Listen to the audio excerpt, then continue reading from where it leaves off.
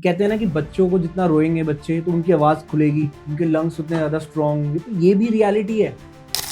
27, 28, 29 ये आपका टेम्परेचर है। 28 के आपको अराउंड रखना है तो आपके बच्चे को कोई प्रॉब्लम नहीं।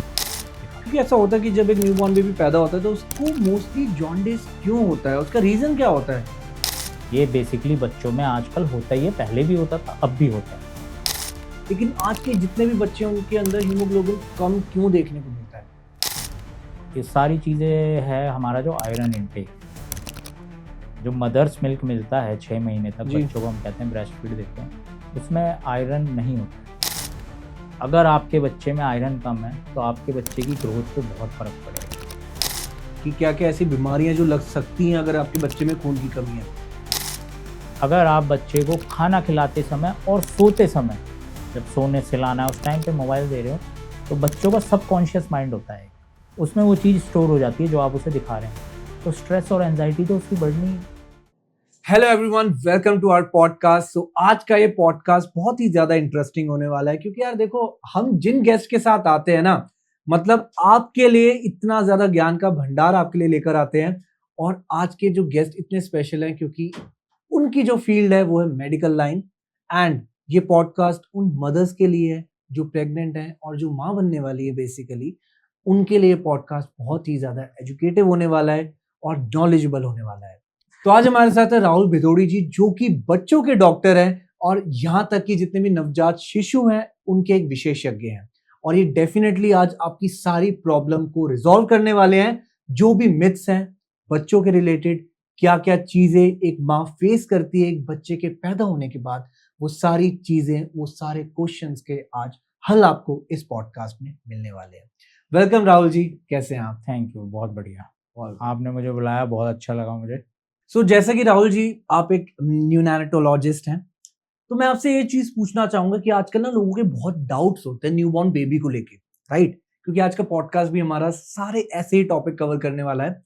तो न्यूबॉर्न बेबी के जो क्वेश्चंस लोगों के माइंड में ये रहते हैं कि जब एक बच्चा पैदा होता है, राइट, तो उसकी माँ के साथ एक कॉर्ड जुड़ी होती है, राइट? लोगों के बहुत डाउट्स रहते हैं कि उसको with in the next couple of days तक उसको टच करे ना करे, उसकी कैसे केयर करें। तो वो बहुत ज्यादा ही माताओं के प्रति बहुत उनको शंका रहती है, उनके माइंड में जो डाउट्स होते हैं वो आप क्लियर कीजिए कि उस चीज को कैसे टेक केयर करा जाएगा। आपने जो है बहुत ही अच्छा और बहुत ही कॉमन सवाल पूछा है। मेरे पास जो बच्चे इलाज कराने आते हैं जी उनमें अधिकतर मेरे से पेरेंट्स पूछते हैं, जो जी। खासतौर से न्यूबॉर्न रहते हैं, न्यूनाटोलॉजी में ही होती है वो क्लैंप कॉर्ड जिसको हम बोलते हैं, कॉर्ड बच्चे राइट। के, जब क्या होता है बच्चा पैदा होता है तो उस दौरान वो माँ से कनेक्ट होती है, जो कि उस दौरान बच्चे को न्यूट्रिशन देती है। जब बच्चा ओके। गर्भ में होता है वो न्यूट्रिशन देती है मदर से बच्चे को। जब बच्चा बाहर निकलता है तो उसको डॉक्टर कट कर देता है और राइट। क्लैंप कर देता है, यानी कि बांध देता है। एक क्लैंप कॉर्ड चीज़ आती है, उससे बांध देता है। तो बेसिकली मैंने देखा है कि घर वाले पूछते हैं कि इसको, इसकी साफ सफाई कैसे करनी है, या डॉक्टर साहब इसको कपड़े पहनाएंगे तो ये कहीं इलझ ना जाए, या ये कब हटेगा। ये जो है आप देखेंगे कि पेरेंट्सों के दिमाग में ये चीज़ हमेशा रहती है। बिल्कुल। तो इसके लिए क्या होता है कि ये बेसिकली 7 to 10 डेज इसका जो पीरियड है ये ऑटोमेटिकली हट जाता है। कुछ जो नहीं करना पड़ता कुछ अपने नहीं एंड से। करना होता। अब जो बेस होता है हमारा, नाभि का जो बेस है, वहां से वो 7 से 10 डेज के अंदर अंदर अपने आप हट जाता है। हटने के बाद आपको क्या करना है, बेसिकली कुछ क्या होता है, कभी कभी उसमें से ब्लड भी आ जाता है, कभी कभी वो स्वेल भी हो जाता है। ओके। और तो पेरेंट्स को लगता है ये ब्लड आ रहा है, क्या करें, डॉक्टर के पास ले जाएं। जी। तो अगर ये कॉमन चीज़ होती है बच्चों में, अगर ऐसा हो रहा है तो मैं आपको एक फॉर्मूला बताता हूँ उसके लिए क्या करना है, आपको एक जी। तरकीब बता देता हूँ जो कि हर किसी के काम आएगी। आपको सॉल्ट वाला पानी लेना है, ओके। लो सॉल्ट आता है जिसके अंदर सॉल्ट बहुत कम होता है, उसका पानी आपको हल्का सा गुनगुना कर लेना है। कपड़ा उसमें डुबोइए आप, और जब वो आपका कॉर्ड क्लैंप हट गया है, आप उस क्लैंप के ऊपर जस्ट रखिए उस कपड़े को। रख के वो सारा जो है जो भी उसके ऊपर लगा हुआ है, ब्लड है, वो सब कपड़ा अपने आप सोख लेगा, ओके। तो वो क्लीन हो जाएगा। Got it, got it. ये पर लेकिन आपको इसमें सावधानी रखने वाली ये चीज़ होती है, कोई ज़्यादा पस डिस्चार्ज ना हो रहा हो तो आपको अपने पीडियाट्रिशियन को दिखाना है। और रेडनेस ना हो रही हो, अगर आप उसके आसपास भी हाथ लगा रहे हैं तो बच्चा क्राई कर रहा है, इरिटेबल हो रहा है, पेन हो रहा है पेन हो बेसिकली। रहा है, तो इस कंडीशन में आपको अपने पीडियाट्रिशियन या नियोनेटोलॉजिस्ट जो भी आपके डॉक्टर हैं उनसे आप कंसल्ट करें। परफेक्ट। तो एक बेसिकली एक रेमेडी है अगर इस चीज की जो आपने बताई। और आजकल लोगों का बहुत ज्यादा डाउट भी रहता है कि यार न्यूबॉर्न बेबी पैदा हुआ है तो उसको नहलाना कब चाहिए, क्या कौन से ऐसे दिन होते हैं, लाइक 1 दिन 2 दिन वेट करते हैं और डॉक्टर भी रिकमेंड करते हैं कि आप 2-3 दिन वेट करो देन आप अपने बच्चे को नहलाओ, तो ये कितना सच है और कितनी चीजें फॉलो करनी चाहिए आपके हिसाब से? देखिए, मैं देखता हूँ ज़्यादातर ये पेरेंट्स या घर वाले जो फैमिली वाले रहते हैं बच्चे जी। की, उनके मन में सवाल रहता है कि कब नहलाएँ बच्चे को। राइट। बच्चा जो है आपको दिया गया है तो वो कहते हैं कि बड़ा गंदा-सा बच्चा रहता है बेसिकली, बिल्कुल। क्योंकि वो मदर के वूम्ब से आया है तो वो थोड़ा बहुत उसके ऊपर कुछ ना कुछ लगा रहता है बच्चे के ऊपर। तो वो आपको ऐसा नहीं है कि तुरंत नहला देना है बच्चे को। जो माँ के गर्भ से बच्चा आया है उसके ऊपर एक व्हाइट कलर की चीज़ लगी होती है, परत सी चिपकी होती है। ओके। वो एकदम से हमें नहीं हटानी चाहिए क्योंकि वो बच्चों में हाइपोथर्मिया प्रिवेंट करता है। हाइपोथर्मिया बेसिकली आप ये कहना चाह रहे हो कि ठंड टेम्परेचर जब बढ़ जाता है बॉडी का, राइट, वही है हाइपोथर्मिया। हाँ, उसको मेंटेन करता है। बच्चे को जो है अगर ठंडा है बहुत ज़्यादा बाहर, जी। तो उसको ठंड नहीं लगेगी। उसका नॉर्मल मेंटेन करके रखता है वो जो व्हाइट कलर का रहता है। तो बेसिकली आपको 2 दिन तक अगर आप नहीं नहलाएँ तो ज़्यादा बेटर है। आप 78 आवर्स बाद या 72 आवर्स बाद बच्चे को बहुत गुनगुने पानी से बहुत सॉफ्टली और जेंटली आप ओके। उसको पानी डाल के थोड़ा-थोड़ा क्लीन कर सकते हैं। यही एक सबसे अच्छा तरीका है बच्चे के लिए। Got it. और जैसे भी अब आपने बात करी हाइपोथर्मिया की, अब हुँ। मैं ये पूछना चाहूंगा कि रूम का टेम्परेचर क्या मेंटेन करके रखना पड़ता है, क्योंकि जो वार्म का हुँ, टेम्परेचर है एक मदर के वार्म का अंदर का, हुँ, वो ऑब्वियसली काफी ज्यादा हाई सेल्सियस में है। हुँ। सो रूम एकदम से जब बच्चा पैदा हुआ तो रूम का क्या टेम्परेचर रखना चाहिए, क्योंकि कुछ लोग क्या करते हैं, कुछ लेडीज को स्पेशली एसी में रहने की आदत होती है, हुँ। तो टेम्परेचर भी इम्बैलेंस हो जाता है, तो क्या ऐसा टेम्परेचर रहेगा? देखिए वैसे बेसिकली तो आजकल आप देखेंगे गर्मियाँ हैं। जी। अगर आपके पास या आपके परिवार में कोई न्यूबॉर्न है या जो भी मेरे सुन रहे हैं लोग बाग पॉडकास्ट को, मैं उन्हें बताता हूँ कि आपको जो एसी का टेम्परेचर रखना है। आप छोड़िए रूम का क्या टेम्परेचर है, आपको ठीक जो है। एसी में दिखाई दे रहा है, मैं आपको सीधा-सीधा उसका बताता हूँ, 27, 28, 29। अगर आपका बच्चा आपके साथ सोता है और आप एसी वाले रूम में सोते हैं, 27, 28, 29 ये गॉट इट। आपका टेम्परेचर है, 28 के आपको अराउंड रखना है, तो आपके बच्चे को कोई प्रॉब्लम नहीं होगी। अगर आप ज़्यादा कम कर लेंगे टेम्परेचर, वो भी बच्चे के लिए बहुत हानिकारक है और ज़्यादा अगर आप बढ़ा लेंगे, वो भी बच्चे के लिए ठीक नहीं है, उसमें भी बच्चा इरिटेबल और परेशान रहेगा। तो बेबी आपका कंफर्टेबल पूरी नींद ले, अच्छे से आपके साथ रहे, कंफर्टेबली उसको कोई परेशानी ना हो, तो आप इस वाली चीज़ मेरा फ़ॉलो करिए 27, 28, 29 डिग्री ठीक है। आप टेम्परेचर रूम का रखिए ज़रूर। सॉर्टेड है। अब एक चीज ऐसे मैं आपसे हाँ, मैं पूछूं। आपको एक चीज़ और बिल्कुल बता देता बताइए। हूँ बिल्कुल। बेसिकली ये तो हो गई एसी वालों की बात। हाँ जी। मान लीजिए घर में कूलर है किसी के, हाँ ठीक है। पंखा है, गर्मियों का टाइम है, तो क्या करें बच्चों के लिए? आपको डायरेक्ट कूलर भी ठंडी हवा दे रहा है, थोड़ी ह्यूमिडिटी वाली एयर रहती है उसकी। आपको डायरेक्ट बच्चे को डायरेक्ट एयर नहीं लगनी चाहिए कूलर की। ओके।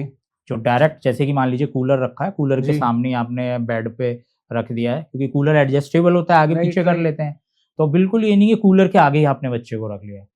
डायरेक्ट हवा भी अगर बच्चे को मिलेगी, उससे उसको कफ, कोल्ड ज़रूर होता है। ये मैंने देखा है और मैं अब देख रहा हूँ जो ज़्यादा टेम्परेचर मतलब लो टेम्परेचर में रखते जी। हैं अपने बच्चों को, एसी का बढ़ा देते हैं या कूलर के आगे रखते हैं, बिल्कुल कूलर के आगे हवा के, वो बच्चे ज़रूर कफ, कोल्ड की उनको वायरल ज़रूर हो जाता है और या वायरल फीवर। ये चीज लाइक आने वाले टाइम में भी तय करती है कि जब बच्चा बड़ा हो जाएगा तो उसको और ज्यादा चांसेस हो जाएंगे, क्योंकि बचपन में जो उसका पालन पोषण रहा है इन द कमिंग डेज, जो जब वो पैदा हुआ, तो ये चीज आने वाले टाइम में भी इम्पैक्ट करेगी, वो उसका इम्यून सिस्टम स्ट्रांग नहीं होगा। देखिए मैं आपको बताता हूँ, पहले तो एसी नहीं हुआ करते थे। राइट। हमारे हमारे पेरेंट्स के टाइम में एसी नहीं थे। नॉर्मली हमारी बॉडी एडजस्ट कर लेती है हर चीज़ को, जी। क्योंकि जो भगवान ने हमारी बॉडी बनाई है, उसके अंदर हर चीज़ का इलाज ऑलरेडी दिया हुआ है। नेचर जो है, बच्चा जो है, आपको मैं बताता हूँ बच्चे की जो रिकवर करने की कैपेसिटी है, वो हाँ जी। आपसे और मुझसे भी ज़्यादा होती है। ओके। हाँ, लेकिन उनका डिफेंसिव सिस्टम, इम्यूनिटी वीक होती है।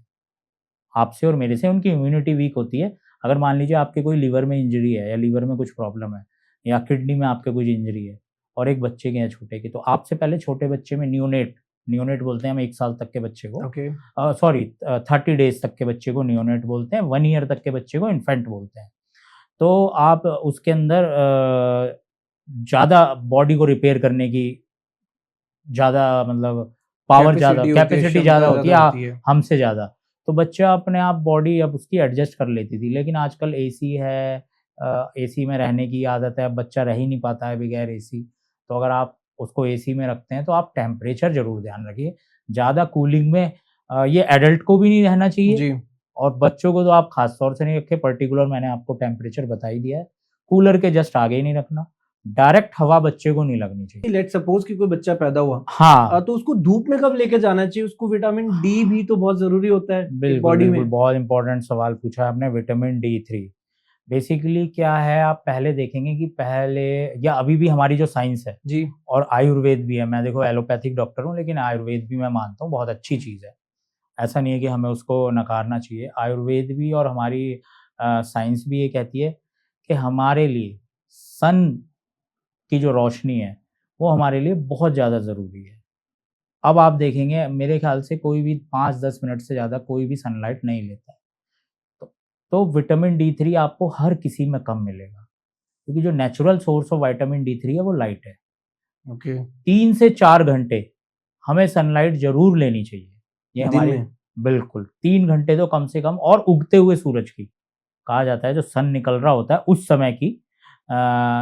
स्टैनफोर्ड यूनिवर्सिटी में इसके ऊपर एक शोध हुई थी। तो ओके उसमें देखा गया था ये नॉट अ नियोनेट, हर किसी के लिए जनरल, कि 2 से 3 घंटे की आपको सूरज की रोशनी ज़रूर लेनी चाहिए, ओके जिससे आपके अंदर विटामिन डी3 रहे अच्छी मात्रा में, आपको बाहर से ना लेना पड़े और आपकी बोन और बॉडी अच्छे से ग्रोथ करे। तो आपका न्यूबॉर्न है तो आप उसे सुबह की धूप गॉट इट। दिखा सकते हैं। पैदा होने के 24 आवर या ओह 1 दिन बाद आप दिखा सकते हैं। ज़रूरी नहीं कि पैदा गॉट होते इट। ही आपको तुरंत ही उसको दिखाना है। थोड़ा-सा आप रुक के भी दिखा सकते हैं। एक आधे घंटे, 1 घंटे के लिए ज़रूर दिखाइए, बट ये बहुत जो कि जरूरी बहुत है। हेल्पफुल होता है। ओके क कुछ लोग मानते भी हैं और ऐसा होता भी है जॉन्डिस के लिए भी, जो बच्चों को पीलिया जी होता है जी जी पैदा होते ही, उसमें भी ये हेल्पफुल रहता है बच्चे को अगर हम सनलाइट दिखाएँ। क्योंकि ऐसा होता है कि जब एक न्यूबॉर्न बेबी पैदा होता है तो उसको मोस्टली जॉन्डिस क्यों होता है? उसका रीजन क्या होता है? मदर से रिलेटेड है उसकी, कि मदर की हेल्थ कुछ ऐसी है कि जिसकी वजह से जब बच्चा पैदा हुआ उसको जॉन्डिस हो गया और फिर उसको एक रूम, एक उसमें रखा जाता है बॉक्स में जिसमें लाइट होती है जिससे कि जॉन्डिस फोटोथेरेपी बोलते हैं। क्या बोलते हैं? फोटोथेरेपी। फोटोथेरेपी। सो क्यों ऐसा क्या होता है कि, और इस चीज से बचा कैसे जाए कि उनको जॉन्डिस ना हो जब वो पैदा हुए? देखिए, इसके ऊपर बहुत सारे आपको पॉडकास्ट मिलेंगे, बहुत नॉलेज मिलेगी। ओके मैंने भी इसके ऊपर पहले भी बताया हुआ है। जी ये नेचुरल होता है, जिसको फिजियोलॉजिकल जॉन्डिस बोलते हैं। ओके ये बेसिकली बच्चों में आजकल होता ही है, पहले भी होता था, अब भी होता है। तो इसका क्या है, एक बुक में एक वैल्यू निर्धारित है बिलीरुबिन की, कि अगर आपका बिलीरुबिन इतने तक है तो आपका बच्चा ठीक है, नॉर्मल है, कोई दिक्कत नहीं है। अगर इससे ज़्यादा बढ़ जाता है तो वो जो आप बता रहे हो लाइट में रखते हैं, वो फोटोथेरेपी होती है। Got it. उसमें बच्चे को हम रखते हैं और ये एक नेचुरल फिनोमिनन है, 4-5 दिन के लिए, हफ्ते के लिए हर बच्चे को होता है और ठीक हो जाता है। Okay it's a natural thing basically आप। नेचुरल, लेकिन आपको कब आपको कैसे पता चले कि ये जी नेचुरल है? जब बच्चा आपका लेथार्जी हो जाए, फीड ना ले, लगे आपको इरिटेबल हो रहा है, क्योंकि माँ पहचान लेती है अपने बच्चे को इसमें क्या कमी चल रही है। तब आपको डॉक्टर को, बच्चा आपको पीला ज़्यादा लग रहा है, आँखें बहुत पीली हो गई हैं, तो आपको फिर डॉक्टर को ज़रूर दिखाना है बेसिकली। वरना ये 2-4 दिनों में, आप पहले भी देखते होंगे, पहले भी हम्म। हमारे टाइम में हमें भी होता था और ये हो जाता है, तो नॉर्मल होता है, कोई इसमें ऐसी घबराने की बात तो चलिए बच्चे की ग्रोथ के बारे में बात करते हैं कि उसकी डाइट से रिलेटेड कुछ टॉपिक्स हम कवर करते हैं। नहीं तो है। पहला मेरा क्वेश्चन यही आता है कि आजकल क्या देखते हैं हम लोग कि जो इन्फेंट चाइल्ड्स हो गए या थोड़े से बड़ी एज के लगा लीजिए, 4 साल के बच्चे, 5 साल के बच्चे, इनका हीमोग्लोबिन कम क्यों होता है एज कंपेयर टू जो हमारा टाइम था? हमें तो वो इश्यूज थे नहीं, लेकिन आज के जितने भी बच्चे हैं उनके अंदर हीमोग्लोबिन कम क्यों देखने को मिलता है?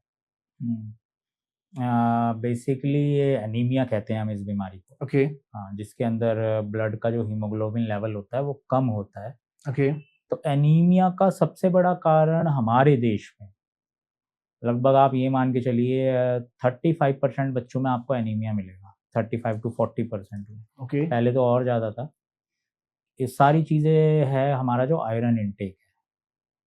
जो मदर्स मिल्क मिलता है 6 महीने तक जी। बच्चों को, हम कहते हैं ब्रेस्ट फीड देते हैं, उसमें आयरन नहीं होता है। ओके। तो वो 6 महीने तक बच्चे को आयरन कहाँ से मिला? खाने पीने से नहीं 6 महीने सॉरी तक तो आप ब्रेस्ट शेप फीड देते हैं। एग्जैक्टली ठीक है। वो एक्चुअली आयरन स्टोर होता है उसका ऑटोमेटिक।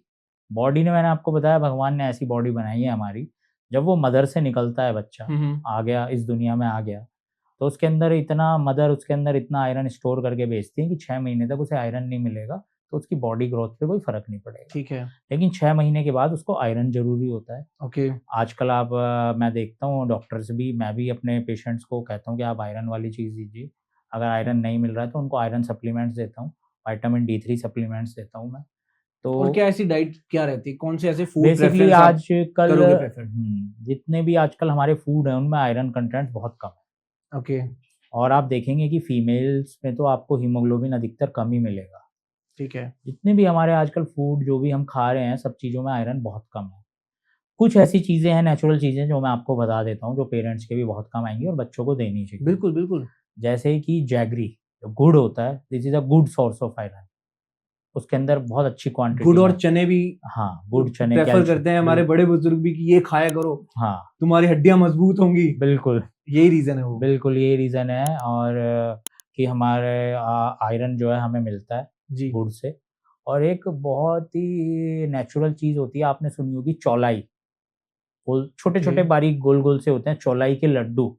ओके। हाँ, जो प्रेग्नेंट मदर्स होती हैं उनके लिए घर में बेसिकली ट्रेडिशनली चले आ रहे हैं, बनाए तो जाते हैं। गोंद के लड्डू और इसमें क्या डिफरेंस है? गोंद के लड्डू, और इसमें कोई नहीं, इसमें बस बेसिकली इतना पता है मुझे भी कि जो चौलाई होती है वो, उसके अंदर जी। आयरन कंटेंट बहुत ज़्यादा होता है। ओके, ओके, ठीक। तो आप गुड़, चौलाई, इसकी मात्रा बढ़ा सकते हैं। और आप अगर नेट पे सर्च मारेंगे आयरन कंटेन्स फूड, पालक में भी आयरन होता है। बहुत बहुत अच्छी चीज है। हरी सब्जियाँ जो होती हैं उनमें हुँ। आयरन मिलता है, सब में ज़्यादातर। तो आप अपने बच्चे को दीजिए, उससे बच्चे के अंदर आयरन की मात्रा ठीक बनी रहेगी, तो उनके अंदर खून की कमी नहीं होगी। ठीक है। और आपने एक जो ये सवाल पूछा है खून, सबसे पहले तो ये जानना ज़रूरी है कि खून की कमी होने से प्रॉब्लम क्या होती है? ये भी बताइए कि क्या-क्या ऐसी बीमारियाँ जो लग सकती हैं अगर आपके बच्चे में खून की कमी है तो? बच्चे की जो नेचुरल ग्रोथ है, डेवलपमेंट है, मेंटली, फिज़िकली, उसके लिए आयरन बहुत ज़रूरी है। अगर आपके बच्चे में आयरन कम है, तो आपके बच्चे की ग्रोथ पे बहुत फ़र्क पड़ेगा। उसका आईक्यू लेवल, उसका दिमाग, उसके सोचने, पढ़ने की क्षमता भी हो जाती है, कम रहती है बच्चों में, जिन बच्चों के अंदर एनीमिया रहता है। ये भी बेसिकली बहुत बड़ा क्लेम कर रहे हो आप बॉडी में ये चीज़। ऑक्सीजन का लेवल कम रहेगा। तो ओके। इसलिए आपको इस आयरन पे ध्यान देना है। ये तो एक बीमारी है एनीमिया। जनरल अपने सब बच्चों के लिए फ़र्क क्या पड़ेगा आपके बच्चे पे? फ़र्क पड़ेगा ये ब्लड कम होने से, हीमोग्लोबिन कम होने से। और मैंने आपको जो चीज़ें बताई हैं, अगर ये रिच, आप आयरन रिच फूड उनको देते हैं, जी। तो आपके बच्चे के अंदर ये कमियाँ नहीं होंगी, तो आपके बच्चे की अच्छी ग्रोथ होगी। और डेफिनेटली हम भी ये चीज़ ऑब्जर्व करते हैं आज की डे टू डे लाइफ में कि जिनका सही में हीमोग्लोबिन कम होता है ना, they are not that much active. एक उनके अंदर लेज़ीनेस भी कह लो, ये भी रीज़न हो सकता है हीमोग्लोबिन कम होने का कि बंदा लेज़ी है, काम नहीं करता। हाँ, बिल्कुल मिल सकता है, बच्चे में जो है बच्चा लेज़ी हो सकता है जी। आपका, और इतनी अच्छी उसकी सोचने समझने की क्षमता नहीं होगी, काम को इतनी जल्दी कैप्चर नहीं करेगा। Got it, got it. और बिल्कुल। अभी हम रिच फूड्स की ये बात कर रहे हैं। न्यूट्रिशनल डेफिशिएंसी आ जाएँगी, जो है ये सब आयरन है, हमारे जी। मल्टी मिनरल्स हैं, विटामिन्स हैं। ये सब चीज़ें अगर बच्चे को ग्रोथ के टाइम पे नहीं मिलेगी जो ज़रूरत है, तो बच्चे की हेल्थ पे बेसिकली फ़र्क पड़ता है, फ़र्क ग्रोथ पड़ेगा। एंड डेवलपमेंट, गॉट जो इट, कि बहुत सॉर्टेड। बड़ी चीज़ होती है एक बच्चे की बच्चे के लिए ग्रोथ एंड डेवलपमेंट। मैं ग्रोथ से रिलेटेड ही अभी आपसे क्वेश्चन पूछूंगा क्योंकि ऑब्वियसली ग्रोथ बहुत ही ज्यादा मैटर करती है। डाइट, खान पान, क्या बच्चे को हम दे रहे हैं, हर माता पिता का यही सवाल रहता है कि हम अपने बच्चे को अच्छी से अच्छी डाइट दें सो दैट एक अच्छा ग्रोथ हो उसकी।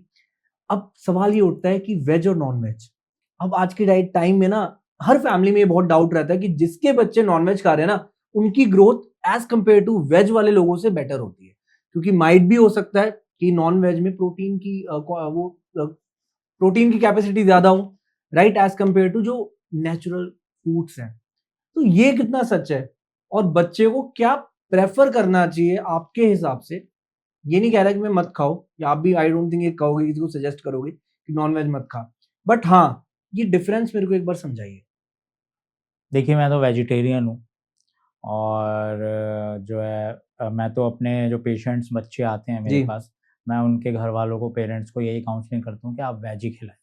ठीक है। लेकिन जिन घरों में खाया जाता है नॉन वेज, खिला सकते हैं आप बच्चे को, बस वो बना हुआ अच्छा हो, ज़्यादा ऑयली ना हो, स्पाइसी ना हो, क्योंकि इन चीज़ों में बताते हैं बहुत ऑयल स्पाइस का यूज़ होता है, जी। मसालों का। बहुत सारी चीज़ें जो ये बनती हैं, और अच्छे से अगर आप बना रहे हो तो आप अपने बच्चे को खिला सकते हो। इसके लिए कोई ऐसी स्टडी नहीं है कि आपको नॉन-वेज नहीं खिलाना है। ना ऐसा बुक्स में लिखा है कि आपको नॉन-वेज नहीं खिलाना है। तो सर इसमें एक चीज़ मेरे को बताओ कि क्या एज होनी चाहिए कि जिसमें आप प्रेफ़र करो कि हाँ यार इतने साल का तो आप खिला सकते हो? क्योंकि आज की डेट में ये होता है कि बच्चा 1 साल का है, 2 साल का है, पेरेंट्स डेफ़िनेटली नॉन-वेज भी ऑफ़र कर देते हैं। अब वो उनकी चॉइस है, हम उसमें कुछ नहीं कर रहे। लेकिन एक पर्टिकुलर डे वो भी तो होगा एक एज फैक्टर कि यार सो दैट वो चीज़ डाइजेस्ट भी अच्छे से हो, राइट? उसकी बॉडी को उसके न्यूट्रिशंस कुछ तो मिले उससे फ़ायदा। वो एज भी मेरे को आप बताओ। देखिए, अगर आप अपने बच्चे को वेज खिला रहे हैं या वेज भी खिला रहे हाँ हैं, जी, तो आपको 6 मंथ तक तो आपको पता ही है कंप्लीट ब्रेस्ट फीड, जिसको बोलते हैं एग्री। EBF, exclusive breast feed. इसके अलावा आपको पानी भी नहीं देना 6 महीने तक। उसके बाद 6 महीने के बाद आपको उस बच्चे को, अभी तक उसने लिक्विड पिया है, तो आप एकदम से उसे चना दे देंगे तो उसको नहीं पता कैसे चबाना है। मैं इस टॉपिक पे आऊँगा दोबारा। एक अभी आपने बात करी ब्रेस्ट फीडिंग की कि 6 मंथ तक जो आपने बताया कि पानी भी नहीं पिला सकते, लेकिन ये ऐसा नहीं फॉलो कर रहा कोई भी। 6 महीने क्या 1-2 महीने के ऐसे मैं आपको एग्ज़ाम्पल्स दिखा दूँगा लाइव जो पानी भी पिला रहे हैं और इसमें वो लोग जो पाउडर्स होते हैं, पाउडर मिल्क भी पिला रहे हैं क्योंकि बच्चा पी नहीं पाता, बच्चा भी कंफर्टेबल नहीं होता।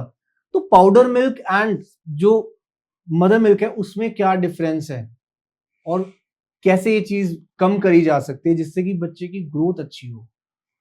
देखिए, मैं सबसे पहले पहले भी अपने पॉडकास्ट में मैं बता चुका हूँ कि जो मदर्स मिल्क है, बेस्ट, उसको कोई नहीं बना सकता, ना आज तक वो बना है। जो जी, वो नेचुरल है, उसको ना कोई बना सकता है। जितने भी मिल्क फ़ॉर्मूला है, फ़ॉर्मूला फ़ीड कहते हैं हम इनको, जितने भी फ़ॉर्मूला फ़ीड आते हैं, कोई भी मदर जैसा काम नहीं करता है। जो वो नेचुरल चीज़ मदर की बच्चे को मिल रही है, वो उसके लिए अमृत समान है 6 महीने तक। ठीक है। तो 6 महीने तक जो भी पेरेंट्स उससे पहले सोच रहे हैं कि यार हमें लग रहा है बच्चा प्यासा है, पानी पिला रहे हैं, ऐसा होता है। ऐसा होता है। कुछ लोग घुट्टियाँ पिलाते हैं, ट्रेडिशनल चला आ रहा है ये जो बच्चे को। हाँ, ओल्ड कुछ एज लेडीज़ हैं, ओल्ड, हाँ, ओल्ड पुराने ज़माने ओल्ड की। एज नहीं, अभी तक चलता आ रहा है ऐसा। आप अगर अपनी फैमिलीज़ में भी देखेंगे तो बहुत से ऐसे मिलेंगे आपको, लेडीज़ ऐसी मिलेंगी जो कहेंगी कि बच्चे को घुट्टी पिलाओ। क्योंकि हर किसी को आजकल बच्चा अपना चाहिए हेल्दी, मोटा, जी, तंदुरुस्त। जी। देखने में तो वो सोचते हैं बच्चे को ज़्यादा से ज़्यादा कुछ ना कुछ खिलाते रहें। लेकिन 6 महीने तक आपको सिर्फ़ मदर्स मिल्क देना है, even single drop of water भी नहीं देना आपको। और अगर ऐसा जो लोग करते हैं क्या डिफरेंस आता है? एक्सक्लूसिव ब्रेस्ट फीड वो आप देंगे, उसके ऊपर उसका इफ़ेक्ट आएगा कुछ ना कुछ। उसका अभी सिस्टम ही इतना मैच्योर नहीं है कि वो कुछ चीज़ पचा सके, ओके, कुछ चीज़ बॉडी उसकी झेल सके, या उसकी अभी बॉडी उसका जो स्ट्रक्चर है बच्चे का 6 महीने तक आपने देखा होगा कि पहले आप और हमने भी दूध जी, पिया है अपनी माँ का। जी, हम बिल्कुल फिट, मतलब पहले के मुकाबले, आज के बच्चों के मुकाबले हमारी इम्यूनिटी भी ठीक है और सब कुछ। क्योंकि जो मदर्स मिल्क होता है, वो बच्चे को ऐसी एंटीबॉडीज़ देता है ओके, कि उनकी इम्यूनिटी स्ट्रॉन्ग बनती है।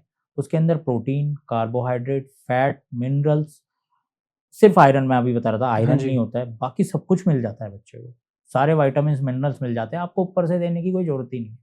ठीक है। जो भी देते हैं वो बिल्कुल गलत करते हैं, नहीं देना चाहिए 6 महीने तक।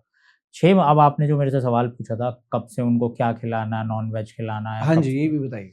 6 महीने के बाद बच्चे ने अभी तक लिक्विड ही पिया है, जी, तो उसको आपको सबसे पहले उसको चबाने की आदत नहीं है, ठीक है, तो आपको उसको semi solid food, semi liquid ठीक है, फूड देना है। जैसे कि दाल का पानी, चावल का पानी, ओके, मैश करी हुई कुछ कोई फ्रूट खिला दिया। ठीक है, आपको धीरे-धीरे उस पे लेके आना है। जब आपका बच्चा वो खाने लगेगा, 4 महीने बीत गए, आपका बच्चा 6 महीने से प्लस हो गया है, 1 ईयर के अराउंड हो गया है, देख रहे हो कि आप रोटी वो चबाने लग गए हुँ, हैं, हुँ, तो आप उन्हें जो है थोड़ी-सी हार्ड चीज़ खाने के लिए कुछ भी दे सकते हैं। बच्चा जो च्यू करने लगे, आपको जब दिख ठीक है, जाए कि आपका बच्चा ईज़िली च्यू कर रहा है, मैस्टिकेशन जो है अच्छे से कर रहा है माउथ में, फिर वो अंदर सटक पा रहा है, अंदर जा रहा है उसके अंदर, तो आप उसे उस एज के दौरान आप खिला सकते हैं। पर मैं अभी भी आपको बताऊंगा कि वेजिटेरियन जो है, आपने देखा होगा जो हाथी है वो सिर्फ हरी घास खाता है बिल्कुल सही। और सबसे पावरफुल है। उसकी हड्डियों में कैल्शियम भी है, आयरन भी है, जी उसके अंदर सारे मिनरल्स हैं। जी वो सिर्फ हरी चीज़ खाता है, सही। बिल्कुल ठीक रहता है। तो हमारी जितनी भी सब्जियां हैं, जितने भी फ्रूट्स हैं, जितने भी हमारे दालें हैं, पल्सीज हैं, सब में सब कुछ है। अगर आपका बच्चा ये सब कुछ खा रहा है तो उसको सब कुछ मिलेगा। तो बेसिकली बात इतनी सी है कि अगर वेजिटेरियन भी है तो ग्रोथ वहां से भी मिलेगी। बिल्कुल ऐसा नहीं मिलेगी। है कि ऐसा नहीं है कि आपको उसको नॉन वेज ही खिलाना है, उसको राइट। ये ज्यादा हो जाएगा, नहीं फर्क पड़ेगा। एग्री एग्री, ठीक है। बिल्कुल। तो आई गेस आपने डाइट से रिलेटेड बता दिया, ग्रोथ से रिलेटेड बता दिया। अब एक छोटा सा सवाल मेरे माइंड में आ रहा था अभी आपसे बात करते करते कि आजकल क्या होता है कि बच्चे जब न्यू बॉर्न बेबीज होते हैं ना, उनको डाइपर्स वेयर नहीं कराते वो लोग। कुछ लेडीज ऐसी होती हैं कि कपड़े का यूज करती हैं, क्लोथ्स का यूज करती हैं, तो वो चीजें स्किन पर भी इम्पैक्ट करती हैं उनके। तो क्या फॉलो करना चाहिए इस केस में? बच्चे को जब बच्चा पैदा हुआ तो इंस्टेंटली उसको डायपर वेयर कराने चाहिए या नहीं कराने चाहिए? देखिए, बेसिकली डायपर जो है आप पहना सकते हैं। ठीक कहीं है। बाहर जा रहे हैं, ट्रैवलिंग जा रहे हैं, तो आप बच्चे को बार बार वॉश कहाँ करेंगे? राइट। बार बार चीज़ें गंदी होंगी, तो आपको डायपर पहना सकते हैं, इसीलिए बना है डायपर। ओके। लेकिन आपको ध्यान किस चीज़ का रखना है डायपर के साथ? एक तो आपको डायपर कंटिन्यू चेक करना है, लग रहा है ज़्यादा गीला हो गया है या बच्चे ने स्टूल पास कर दिया है, तो आप उसे तुरंत चेंज करिए। आपकी कोशिश ये रहनी चाहिए कि बच्चे का जितना भी ये जेनिटल्स वाला एरिया है, जी बम्प्स हैं पीछे, जी। वो ड्राई रहने चाहिए। ओके जितने वो ड्राई रहेंगे, उतना ही वो कंटामिनेशन कम होगा स्किन का, ओके। उतने ही उसे हाइजीन बच्चे की मेंटेन रहेगी, जी उतना वो ठीक रहेगा। ठीक तो है, आपको परफेक्ट। बेसिकली पर्पज़ ये रखना है, पहनाइए डायपर, कोई प्रॉब्लम नहीं है, पहना सकते हैं। ठीक है। लेकिन ऐसा नहीं है कि डायपर बाँध दिया, 6 घंटे हो गए, 8 घंटे हो गए, बंधा हुआ है। उससे क्या होता है, कुछ बच्चों को रैशेज़ भी हो जाते हैं, एग्जैक्टली। जिसको डायपर रैश बोलते हैं। जी बाज़ार में आप देखेंगे बहुत क्रीम आती है, बहुत चीज़ें दवाइयाँ आने लगी हैं, बहुत जी। सी बच्चों को दे आपको कुछ नहीं करना है, आपको बस अपने बच्चे को ड्राई रखना है। जितना ड्राई रखेंगे, एयर लगेगी, ठीक है। उतना आपका बच्चा ठीक रहेगा। और एक और क्वेश्चन आ रहा है। पाउडर यूज करते हैं आज की डेट में लोग, पाउडर यूज करने चाहिए? जो बहुत सारी कंपनीज है, बड़े बड़े ब्रांड्स हैं, और यहाँ तक कि इतने क्लेम्स भी आए हैं कुछ लोगों की कि वो पाउडर बच्चे को कोई ना कोई डिजीज भी दे देता है, चाहे वो डिजीज कोई भी हो, स्किन प्रॉब्लम्स हो बड़ी बड़ी, वो भी हो जाती हैं। तो पाउडर इज गुड अगर देखिए स्किन क्या केयर के होता लिए। है, मैंने अभी बताया था आपको मदर्स फीड बेस्ट होता है। ठीक है। लेकिन क्या हो रहा है, किसी कारण से अगर मदर्स कंफर्टेबल नहीं है जी बच्चे को दूध पिलाने में, या कुछ ऐसी चीज़ें हैं जिसमें मदर्स मिल्क कॉन्ट्राइंडिकेटेड भी होता है, आपको नहीं पिलाना है। ओके। 1-2 चीज़ें होती हैं वो बहुत रेयर होती हैं, उस पे ध्यान भी नहीं जी देना है आपको। ठीक है। और बच्चा या कंफर्टेबल नहीं है माँ का दूध पीने में, तो आप डब्बे का दूध पी सकते हैं। आप कोई भी डब्बा का दूध, जिसे हम फ़ॉर्मूला फीड कहते हैं, राइट। किसी भी कंपनी का खरीद लीजिए, नाम मैं नहीं लूँगा किसी भी कंपनी का। किसी भी कंपनी का खरीदेंगे तो उसमें सबसे पहले आप अगर पढ़ेंगे तो उसपे यही लिखा हुआ है कि माँ का दूध ही सबसे अच्छा है, हमारे अच्छा। से भी अच्छा माँ का दूध है। लेकिन बच्चे को भूख है, बच्चे को दूध पिलाना है, तो आप जो है डब्बे का दूध इस्तेमाल कर सकते हैं। लेकिन पिलाने का उसका एक प्रिकॉशन में ये होता है, लोगों को ये नहीं पता कितनी मात्रा में कितना उसमें दूध मिलाना है, पानी मिलाना है, कितना चम्मच पाउडर डालना है। उसका सारा खेल ही कंसंट्रेशन का है। पतला हो गया तो भी वो बेकार है, गाढ़ा बन गया तो भी वो बच्चे को हार्मफुल है। इसलिए आप डब्बे पे पढ़िए, जो बेसिक फ़ॉर्मूला मैं आपको बता देता हूँ, 30 ml वाटर, ठीक है। और उसके अंदर एक स्पून निकलेगी हर मिल्क के पाउडर के अंदर, प्लास्टिक की। 30 ml वाटर लेना है आपको, क्लीन वाटर होना चाहिए, बिल्कुल प्योर, बिल्कुल शुद्ध पानी होना चाहिए, और 1 चम्मच आपको उसका पाउडर लेना है। किसी भी मिल्क का आप जो है, ज़्यादातर मिल्क का यही प्रोपोर्शन आपको ठीक रखना है। है। 30 ml पिलाइए बच्चे को, थोड़ा गुनगुना पानी हो और बेटर है, वही वाला दूध दीजिए। अगर कंसंट्रेशन और जैसे मैंने आपको बताया वैसे बच्चे को और आप बना के दे रहे हैं, तो आप पिला सकते हैं, फ़ॉर्मूला फीड करा सकते हैं, कोई प्रॉब्लम और नहीं है। मैंने पूछा लाइक पाउडर, कि जो पाउडर, मेरा कहने का मतलब है स्किन पे जो पाउडर यूज करते हैं, talcum powder, talcum powders I am हाँ, जो टॉकिंग अबाउट। आपने पाउडर जो है, मैं बिल्कुल मना करूँगा। आप ओके देखेंगे जब भी कोई बच्चा पैदा होता है तो स्किन फ़ोल्ड्स होते हैं बच्चे के। उसकी जो ओके। गर्दन है इतनी जल्दी ईज़िली फ्लेक्स, बेंड नहीं होती है, हम तो कर लेते हैं। तो वो एक ही जगह ऐसे पड़ी रहती है, तो ये जो हमारे फ़ोल्ड होते हैं बच्चों के, गर्दन पे या हाथों पे या थाइज़ पे, वो फ़ोल्ड ह्यूमिडिटी के कारण उन फ़ोल्ड्स में इन्फेक्शन हो जाता है। ओके। हाँ, और हम पाउडर छिड़कते हैं, पाउडर हमने छिड़क दिया, वो फोल्ड्स में जाके पाउडर बैठ गया, कंटामिनेशन होने लगता है, ह्यूमिडिटी है, बच्चे को पसीना आ रहा है, तो वो क्या होता है आप देखेंगे कभी-कभी स्किन फोल्ड्स पे बच्चों को इन्फेक्शन होने के बहुत कॉमन मिलता है, एक्यूट डर्मेटाइटिस हो जाता है बच्चों को। तो इसलिए मैं मना करता हूँ कि टाल्कम पाउडर नहीं लगाना चाहिए बच्चे को। आजकल मार्केट में बहुत पाउडर आ रहे हैं, जी। आप लगा भी रहे हैं, तो आपको मैंने अभी बता दिया कि बच्चे को ड्राई और चेक करते रहना है बच्चे को पाउडर लगा के, कोई कहीं स्किन का कंटामिनेशन या ऐसा तो नहीं हो सुबह लगा दिया और शाम तक उसके जो है एक ही जगह लगा हुआ है। देखना है कहीं बॉडी में चिपक तो नहीं रहा है, कहीं रुक तो नहीं रहा है जो है टाल्कम पाउडर। बेसिकली हाइजीन की भी बात होती है। हाइजीन की सारी चीज़ है आपको उसमें मेंटेन। और तो बहुत अच्छे से आपने एक्सप्लेन करी चीजें। मैं आपसे अब एज कैटेगरी थोड़ी ऊपर लेकर चलते हैं, हम 4, 5, 6 साल के बच्चे के बारे में बात करते हैं। देखिए आजकल मैं क्या ऑब्जर्व कर रहा हूँ अपने सराउंडिंग में, हमारे घर में बहुत बच्चे हैं, हम अपने नेबर्स में बहुत बच्चे हैं, लेकिन जो चीजें हम सुनते हैं ना आज की डेट में, वो लोग इतना ज्यादा स्क्रीन टाइम कंज्यूम कर रहे हैं ना, क्योंकि पेरेंट्स क्या करते हैं, बच्चे को कुछ खिलाना होता है खाना, वो बच्चे को फोन दे देते हैं और बच्चा फोन देखते देखते देखते खाना खाता है, जो कि खुद में एक बहुत गलत हैबिट है। ऐसा क्यों हो रहा है और इसकी वजह से जो डिप्रेशन रेट है बच्चों के अंदर का, और जो in fact I am talking about suicidal thinking भी बच्चों में बहुत बढ़ रही है। बच्चों को हल्का सा डांट देते चिड़चिड़े हो जाते हैं, परेशान हो जाते हैं, बातें करने लगते हैं, यार मैं ना सुसाइड कर लूं। ऐसी ऐसी बातें 5 से 6 साल के बच्चे करने लगे हैं। So what's your take on this sir? देखिए ये जो सारी चीज़ें है, ये है सब स्ट्रेस। अरे आता कहाँ से स्ट्रेस? ये स्ट्रेस आता है पेरेंट्स, बच्चों का पेरेंट्स से ही कनेक्शन है, हम्म। कहीं से कनेक्शन नहीं है। आप उसे जैसा बनाएंगे वो वैसा बन जाएगा। आपका ग्रोइंग चाइल्ड है, डेवलपमेंट हो रहा है, ब्रेन भी डेवलपमेंट हो रहा है, उसका आईक्यू लेवल भी डेवलपमेंट हो रहा है, उसकी बॉडी भी डेवलप हो रही है, उसके ऑर्गन्स भी अंदर के डेवलप हो रहे हैं, उसकी सोचने समझने की शक्ति भी बढ़ रही है। अब मैं आपको एक एग्जांपल देता हूँ। जैसे मान लीजिए कोई बच्चा है, स्कूल जाता है, 7-8 साल का बच्चा है। सबसे पहले तो मैं आता हूँ कि आपने जो मुझे पूछा स्क्रीन टाइमिंग, खाना खाने से जी। रिलेटेड। खाना खिला रहे हैं तो बच्चे स्क्रीन पे लगा दिया, मोबाइल देख रहा है, खाना खिला रहे हैं। बहुत गलत हैबिट है ये।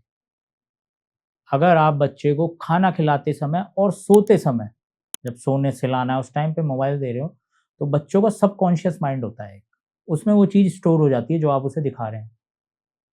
जब वो Okay. उसकी जो स्लीप की क्वालिटी है, प्रॉपर स्लीप ही नहीं मिलेगी उस बच्चे को, तो स्ट्रेस और एंजाइटी तो उसकी बढ़नी है। देखिए सारा खेल होता है स्ट्रेस एंजाइटी का। हमारा जो ब्रेन है उसके अंदर केमिकल्स हैं, वो जब भी ऊपर नीचे होंगे, ये हमारे मूड स्विंग्स होंगे, बच्चों के अंदर चिड़चिड़ापन आएगा, सुसाइडल थॉट्स आएंगे, जिद्दीपन आएगा, बिहेवियर में चेंज आएगा, आपसे क्वेश्चनिंग करेगा, बहुत सारे आपसे सवाल करेगा, क्योंकि वो आपका बच्चा है, वो आपसे ही पूछेगा सारी चीज़। राइट। ब्रेन में उसके जो है कई तरह के क्वेश्चंस आएंगे कि मुझे क्या करना है, क्या जी। नहीं करना है। तो आप सब कुछ आपके ऊपर डिपेंड है। आपको बच्चे के सामने मोबाइल कम चलाना है। सबसे पहले आपको बिल्कुल मोबाइल अपने से दूर रखना है। तब आपका बच्चा आपसे मोबाइल से दूर होगा, वरना नहीं होगा। ऑब्जर्विंग पावर बहुत स्ट्रांग होती है एक बच्चे की, तो शायद जब वो देख रहा होता है ये चीजें कि मेरे फादर एंड मेरी आप मदर उसके भी। सामने फ़ोन पे ही लगे हुए हैं, खाना खा रहे हैं, तो आप भी क्या सोचेंगे, बच्चे को यार मोबाइल ही दो, ये मेरा दिमाग ही ना खाए, मेरे बार-बार हमें छेड़े ही ना। ईज़िली दे देंगे।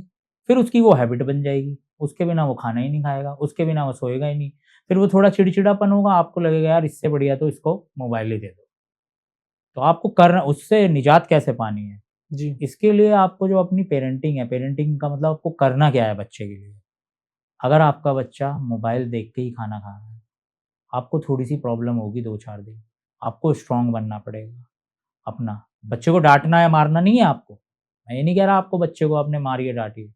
आप उसे उसके सामने करके दिखाइए। आप एक बुक लेके बैठिए, आप उसके सामने 1 घंटे पढ़ के दिखाइए। 2 दिन, 3 दिन, 4 दिन बाद आपका बच्चा 100% बुक लेके खुद बैठ जाएगा। आप ऐसा एज़ अ एग्ज़ाम्पल के तौर पे आप खुद करके देखिए, किसी से फैमिली से अपने कराइए। आपका बच्चा 2-3 दिन लगेंगे उसको, वो देख रहेगा यार बार-बार बुक पढ़ रहे हैं। वो या तो वही वाली बुक या दूसरी बुक खुद खोलने लगेगा। और आप उसके सामने मोबाइल देखते रहेंगे, तो वो भी मोबाइल देखेगा। बच्चे में ना कहते हैं क्यूरियोसिटी बहुत ज्यादा होती है। स्क्रॉल, बच्चे को दिख रहा है आप उँगली ऊपर को चला रहे हो, वो मोबाइल उठाते ही कुछ ना वो यही चलाएगा। और अब तभी वो जब वो ऐसे चलाएगा बार-बार, नई-नई चीज़ें आएँगी। Right right. वो बार-बार उसको देखेगा, उसकी आदत बन जाएगी। फ़ोर्स फीडिंग, जी, बच्चे को आपके पास में आया, बच्चे को आपकी आदत हो चुकी है कि वो नहीं खाना जी, खा रहा है, चिड़चिड़ा है, बार-बार मदर सोचती है कि यार ये नहीं खाना खा रहा है, क्या करें? फ़ोर्स फीडिंग नहीं करानी है आपको। बच्चा आया, नहीं खा रहा, मुँह हटा लिया उसने या चिड़चिड़ा कह रहा है नहीं मुझे नहीं देखना है, आपसे दूर चला गया, खेलने चला गया, तो आपको उसको ज़बरदस्ती पकड़ के खाना नहीं खिलाना है, वो खाएगा भी नहीं। ज़बरदस्ती आप खिलाओगे रोने लगेगा, आप भी थक जाओगे एक दिन। जी। कोई बात नहीं, आप उसको छोड़ दीजिए। उसको जब भूख लगेगी ना, वो खुद आपकी रखी हुई प्लेट में से भी उठा के खा लेगा। ये तो ह्यूमन लेकिन नेचर है आपको सर। वेट करना है, जी, आपको पेशेंस लानी है अपने अंदर, क्योंकि हर माँ ये नहीं चाहती कि मेरा बच्चा भूखा रहे। वो अगर 2-3 घंटे बाद खाना खा लेगा तो कोई फ़र्क नहीं पड़ेगा, लेकिन उसको ये वाली हैबिट लगनी चाहिए। अब ये वाली हैबिट बिल्कुल चेंज हो चुकी है। अब बच्चे को मोबाइल देख रहा है, आप एक हाथ से खाना खिला रहे हैं। वो खाता भी रहता है, देखता भी रहता है। खाएगा वो, उसको आदत हो चुकी है। मोबाइल हटाओगे तो वो नहीं खाएगा। और ये आदत कैसे बदलें?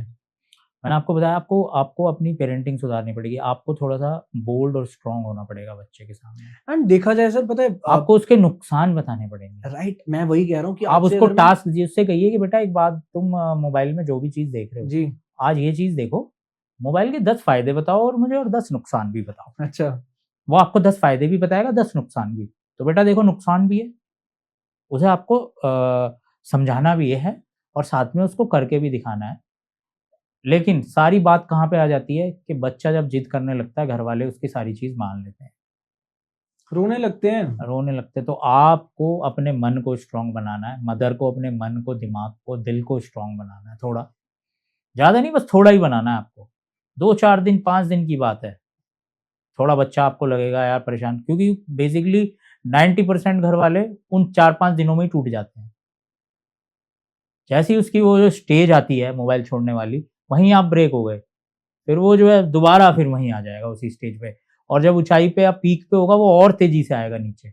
एग्री, एग्री, तो एग्री। ये एक तरह का चार्ट सिस्टम है जो कि घर वालों को समझना मैं बहुत आज से ज़रूरी अगर है। 15 साल पहले की बात करूँ, तब मोबाइल टेक्नोलॉजी इतनी नहीं थी, पेरेंट्स यूज़ नहीं करते, तभी शायद हम भी यूज़ नहीं करते थे मोबाइल। बिल्कुल नहीं करते। जो वो लोग प्रैक्टिसेस करते थे, शायद हम भी उन्हीं से सीख के हम भी वही करते थे प्रैक्टिस। बिल्कुल। तो ये शायद पेरेंटिंग ही है एट द एंड, जिसकी वजह से ये चीज़ें हो रही हैं, आप ये कहना चाह रहे हो? इसका एकमात्र सॉल्यूशन है ये जो मैंने आपको बताया है। अपने बच्चों को आपको समझाना, लेकिन समझाना बार-बार पड़ेगा आपको। ये जो बार-बार मैं वर्ड बोल रहा हूँ ना, यहीं पे सब लोग फेल हो जाते हैं। और देखिए सर, स्क्रीन टाइम की अगर आप बात कर रहे हो, आजकल क्या हो रहा है कि you know on social media चीज़ें बहुत ज़्यादा वास्ट हो गई हैं, राइट? और इसमें like if we are talking about any influencer, बहुत चीज़ें एक्सपोज़ हो चुकी हैं, राइट? एजुकेशन भी बहुत है इस सोशल मीडिया टीम में। अ, एजुकेशन भी बहुत है सोशल मीडिया में, और साथ-साथ ऐसे-ऐसे ड्रॉबैक्स हैं ना, जिसकी वजह से कोई भी शरीफ इंसान भी बिगड़ सकता है, राइट? बिल्कुल। अब मेरे को एक चीज़ बताओ, जो स्क्रीन टाइम वो लोग यूज़ कर रहे हैं, उसकी वजह से उनके फ़ोन में वो गलत चीज़ें भी आ रही हैं। I am talking about some adult content, right? 18 plus content भी वो लोग कंज्यूम कर रहे हैं, क्योंकि कंज्यूम फ्री है उनके लिए, राइट? तो उसकी वजह से भी जो चीज़ें उनको कुछ वक़्त बाद पता लगनी थी, वो चीज़ें पहले पता लग गई हैं। इस चीज़ से कैसे बचा जाए? बहुत अच्छा सवाल पूछा है कि अभी जो है कुछ दिन पहले जैसे कि एक बच्चा आया था, जी, वो 8-9 साल का था। हाँ जी। वो पूछता है कि उसके घरवाले पूछ रहे हैं कि जी हमसे ऐसे-ऐसे सवाल पूछ रहा है, जो हम इसको बता नहीं पा रहे हैं, कंफर्टेबल नहीं है पेरेंट्स बताने कंफर्टेबल में। नहीं है। कुछ भी ऐसे सवाल हैं हुँ, जो कि उस एज ग्रुप में नहीं पूछने चाहिए, क्योंकि आजकल बच्चा बहुत अवेयर हो चुका है। एक छोटे से मोबाइल में पूरी दुनिया है। कुछ भी पूछेगा, कुछ भी देखेगा, सब आपको अपने आप दिखता रहेगा। राइट। और जिस चीज़ को आप एक बार देखना शुरू कर दोगे, पता नहीं ये इंटरनेट ही ऐसा है कि वही चीज़ आपको ज़्यादा दिखने लगेगी। एल्गोरिदम है हुँ, बेसिकली। वही चीज़ आपको ज़्यादा हुँ, दिखने लगेगी। जितनी दिखने लगेगी आप उसी को देखते रहेंगे, आपका बच्चा उसी को देखता रहेगा। अरे सच है ये। लेकिन इसका आपको करना क्या है इस चीज़ के लिए? आपको इस चीज़ के लिए पीछे नहीं हटना है। अगर आपसे वो आपका बच्चा पूछ रहा है कि आपसे, मेरे से पूछा था एक ने कि डॉक्टर साहब ये सवाल पूछता है, गर्लफ्रेंड कौन होती है?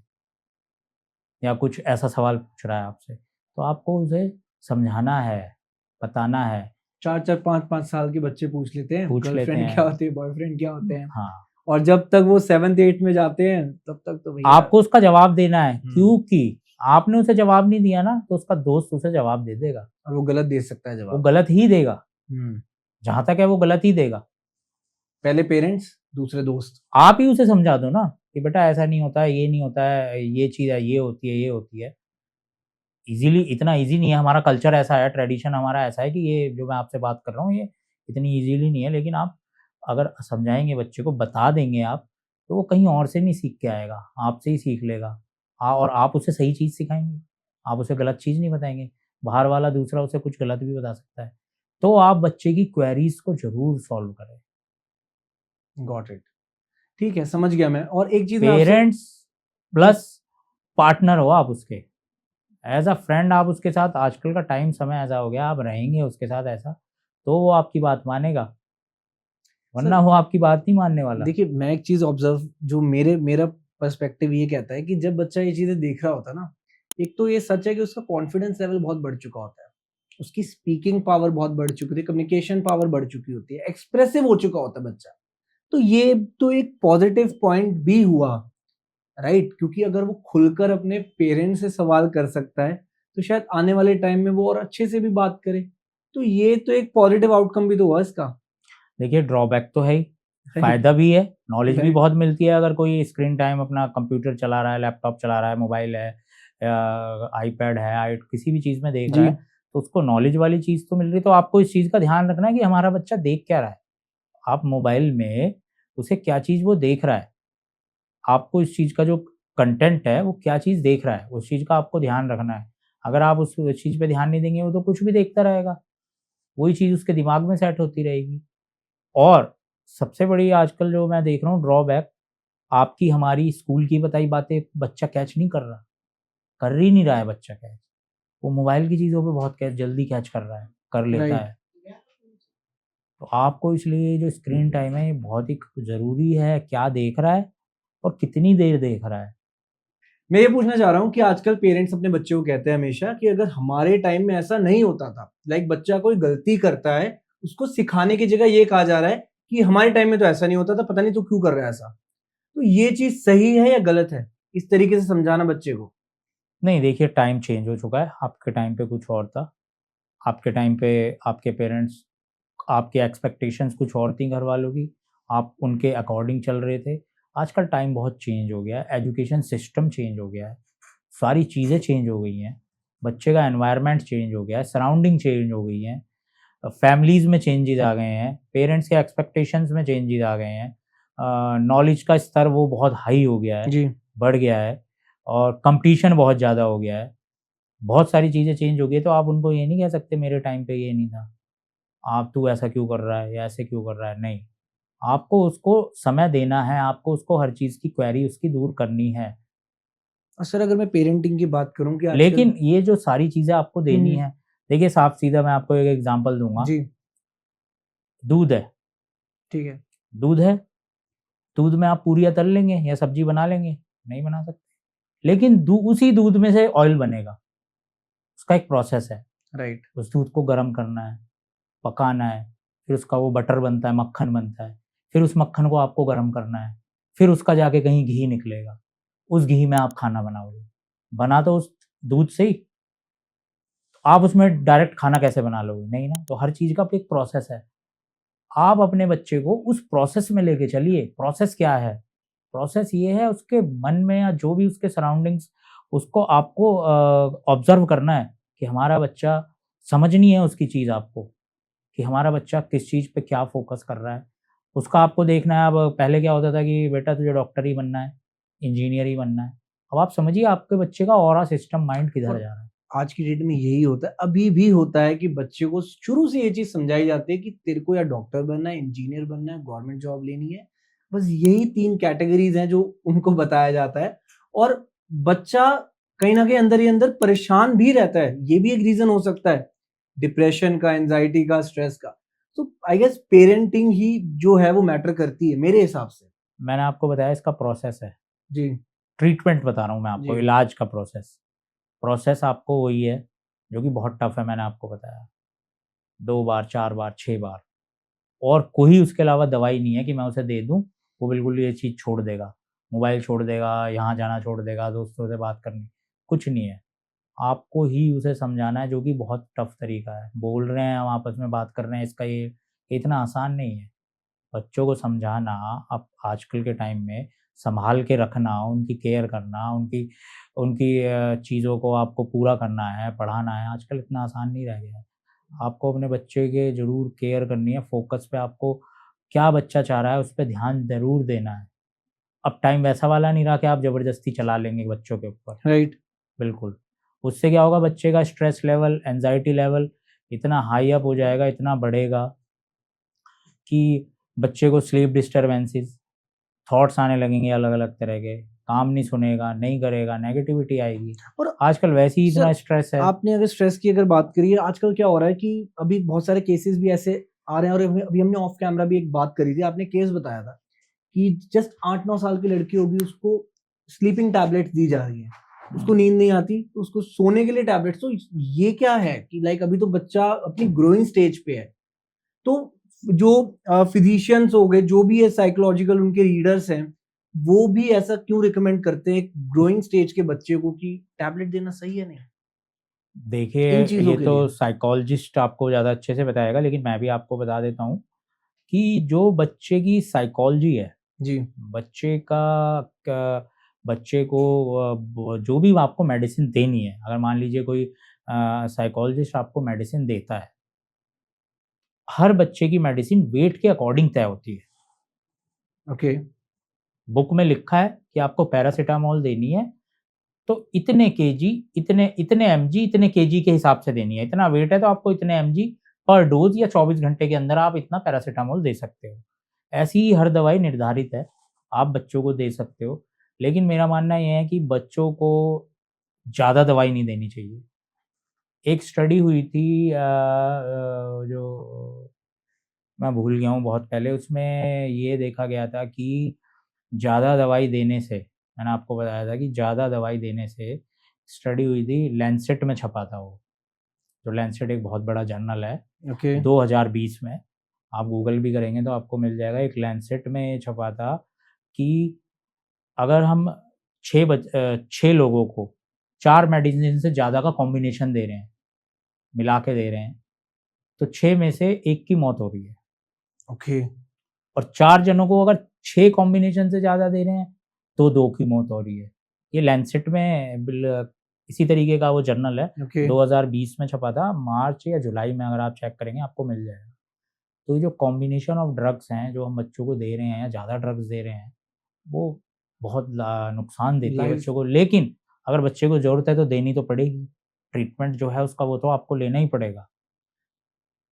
बेसिकली लाइफ स्पैन पे उनके फर्क पड़ रहा है आपका अगर। बच्चा बीमार हो रहा है, आप पीडियाट्रिशियन के पास जाइए।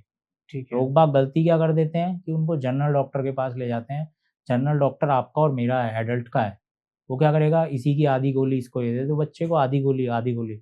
ऐसा नहीं है, वो आधी गोली नहीं देनी है बच्चे को। पीडियाट्रिशियन एक अलग से ब्रांच है पूरी, हमें पूरा पढ़ाया गया है कि बच्चे को आपको कैसे ट्रीट करना है। वो जो पेरेंट्स फॉलो नहीं करते हैं उस चीज़ को, कोई भी दवाई दे दी, उसका क्या इफ़ेक्ट आ रहा है कोई नहीं देखता। बच्चों को वो ईज़िली दे दी जाती है। उससे बच्चों के ऊपर इफ़ेक्ट पड़ता है बहुत। परफेक्ट, परफेक्ट, ठीक है। तो मैं आपसे एक चीज़ पूछना चाहूँगा, मेरे मन में ना बहुत टाइम से भी एक क्वेश्चन था कि मैंने सोचा कि यार कोई ना कोई ऐसा मिले जिससे मैं पूछूँ ये चीज़। ऑक्सीजन लेवल, ये बहुत मैटर करता है। आज की डेट में पता है क्या होता है कि हम किसी भी ऐसी लोकेशंस पर जा रहे हैं, चाहे वो एक तीर्थ स्थान हो या कोई ऐसी डिवोशनल जगह हो या कोई पब्लिक गैदरिंग जहाँ पे बहुत ज़्यादा हो, बच्चे ना बहुत जल्दी परेशान हो जाते हैं। सफोकेशन बहुत ज़्यादा हो जाती है उनको। तो न्यूबॉर्न बेबीज़ के लिए भी ऑक्सीजन लेवल कितनी ज़रूरी है और एडल्ट्स के लिए भी ऑक्सीजन लेवल कितनी ज़रूरी है? बहुत अच्छा सवाल पूछा है आपने, मैं आपको बता देता हूँ। बेसिकली जो हमारी बॉडी है, उसके जी। लिए ऑक्सीजन बहुत ज़रूरी है, ये तो आपको पता ही है। राइट। हर लोगों को ये चीज़ पता होती है। पर आजकल क्या है, जैसे-जैसे पॉल्यूशन बढ़ रहा है, हमारा जो एटमॉस्फेयर है, ओज़ोन लेयर जो है, बेसिकली आपको हाँ जी, पता हाँ होगा, जी। ओज़ोन लेयर है, वो ठीक है। डिप्लीट हो रही है। Right, right. जो हमारे हार्मफुल रेज़ है, वो रोकती है ओज़ोन जी, लेयर। जी। लेकिन अब इतना पॉल्यूशन बढ़ गया है, ग्लोबल वार्मिंग बढ़ गई है, जिससे हमारे बच्चों पे बहुत फ़र्क पड़ रहा है।